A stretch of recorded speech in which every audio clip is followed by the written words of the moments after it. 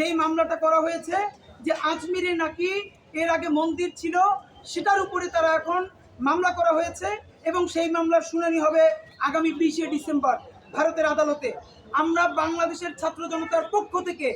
আমরা ঘৃণা ভরে প্রত্যাখ্যান করছি এবং জানাতে চাই, আজমির শরীফ দখলের যদি এই ষড়যন্ত্র ভারত রাষ্ট্রীয় মদদে করতে দেয় এবং করে, এটার কি পরিমাণ বাজে পরিণতি হবে এটা যদি এখনো তারা না জানে, তারা এইসব বাজে কাজ করতে করতে তারা অঘোষিত রাজ্য বাংলাদেশকে বানিয়ে ফেলেছিল, তারা সিকিম বানানোর পথে চলে গিয়েছিল। তার আগ পর্যন্ত বাংলাদেশের স্বাধীন সার্বভৌম প্রতিরোধের কারণে তাদের সমস্ত ফলাফল তারা কিন্তু শূন্য হয়ে গেছে, বঙ্গোপসাগরে ভেসে গেছে। তারা যদি বাংলাদেশ থেকে কিভাবে পাত্তারি গুটিয়ে পালিয়েছে এখনো যদি তারা শিক্ষা গ্রহণ না করে, তাহলে দক্ষিণ এশিয়ায় ভারত রাষ্ট্রের সীমানা কোন পর্যন্ত গিয়ে থামবে এটা আমরা মনে করিয়ে দিতে চাই। ফাঁকে আপনাদেরকে বলে রাখি, আমরা বিভিন্ন